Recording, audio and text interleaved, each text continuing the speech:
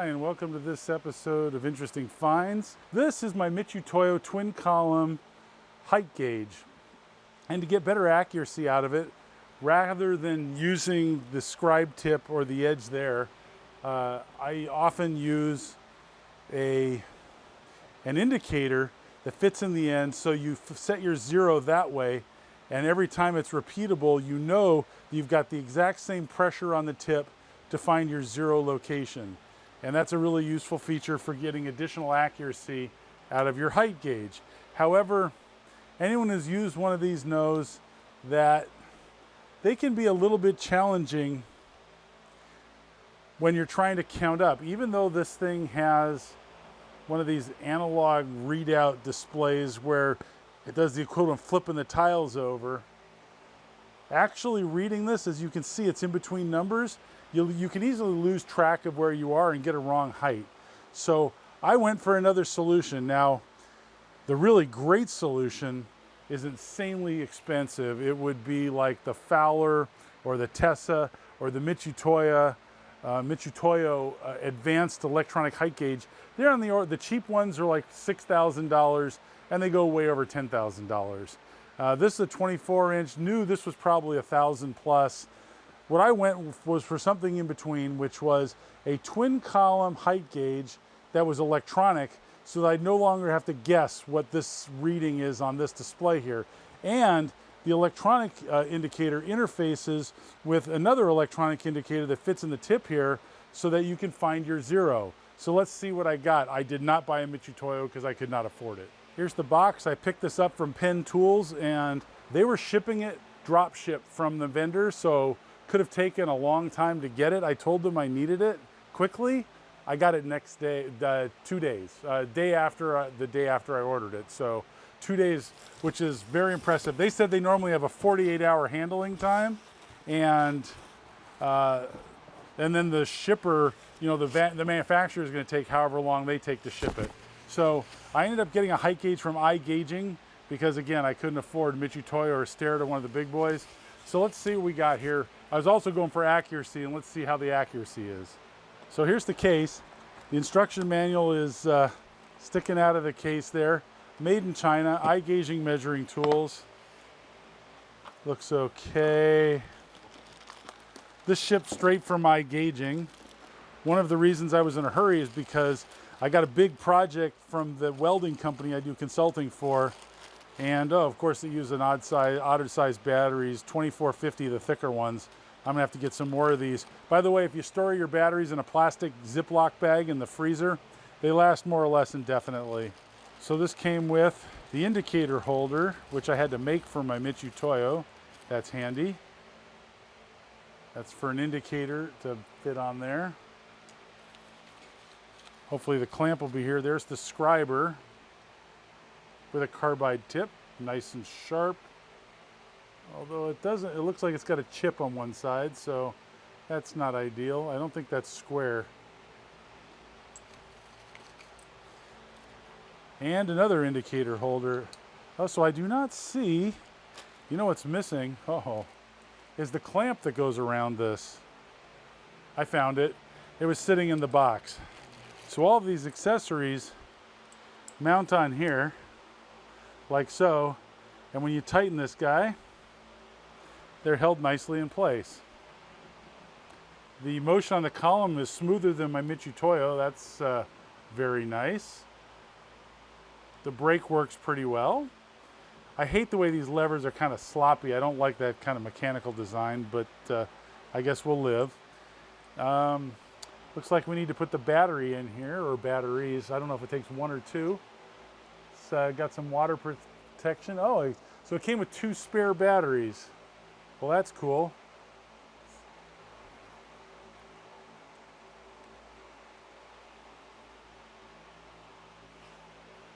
Oh, look at that. Okay.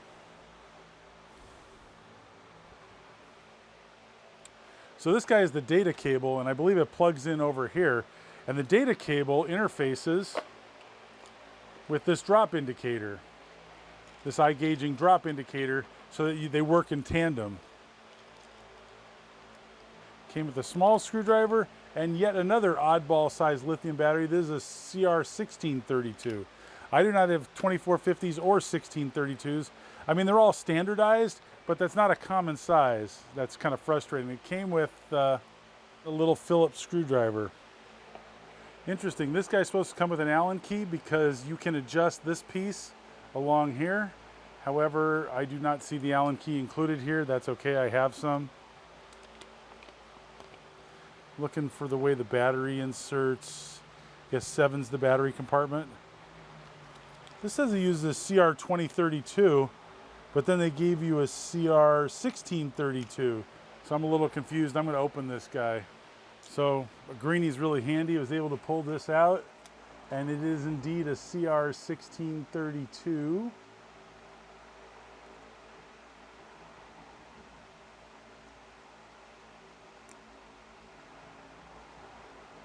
I think this one might be dead. I'm going to go measure it. The battery that came in it was deader than a doornail. So we will use the backup. It was nice of them to provide one. Except in this case, it wasn't really a backup since it was toast right off the bat.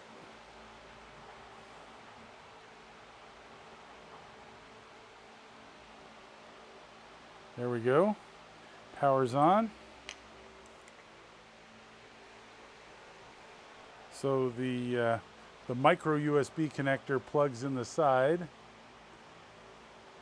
And I guess this will sit like this. You can either use this adjustable one if you want an angle, which I don't think I do. I think I want it dead vertical. So I'm going to take this one.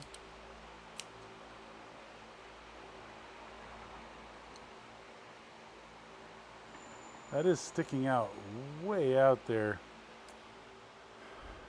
All right, so here's really cool. This is why I got this. So I set this to preload, and I zero this guy out here, and then I hit 0 on this guy. You got to press and hold for 3 seconds.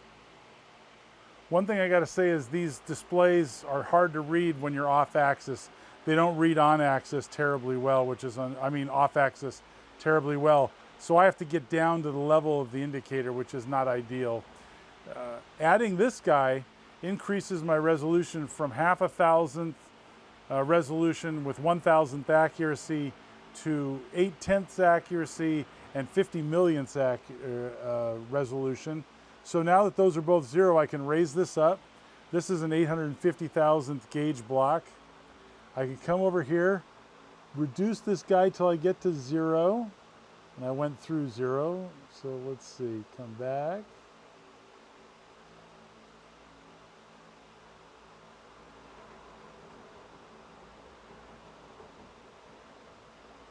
There's 0, 849. That says it's 1500 thousandths off being exactly right.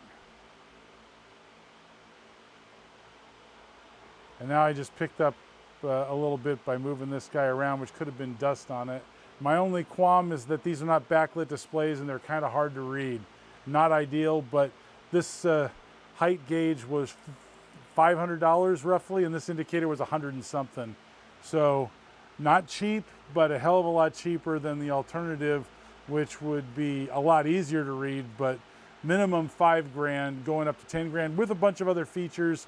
They have this guy built in, reproducible pressure and all that sort of thing. They can automatically figure out hole centers and that sort of thing as well. They also have, instead of sliding this around on the surface plate manually here, they have an air bearing underneath them with a compressor built in so that they just slide really easily. All those are really cool features. I didn't get any of those, but this will get me the accuracy I need, and I don't have to worry about trying to read the old analog display over here and getting which 10th I'm on. I can't tell you how many times I've gone back and gone to 0 and counted the number of rotations up because I wasn't sure what the value was. Hopefully this will fix that, and since I have to do a boatload of measurements, this should speed things up. Just looking at this thing all around, the quality is better than average for Chinese-made stuff, but still feels like Chinese-made stuff. This isn't reinforced plastic, it is just plastic. The bottom of this casting has a void in it here, which is interesting. It is perfectly ground flat, though I did take my precision ground flat stones and they went very smoothly over the surface. So no problem there. It moves very smoothly on my surface plate. But again, you can tell where it came from, but its accuracy and repeatability much better than average for Chinese made stuff. That's it. Thanks for watching. Hope you find it useful. Hope to see you next time.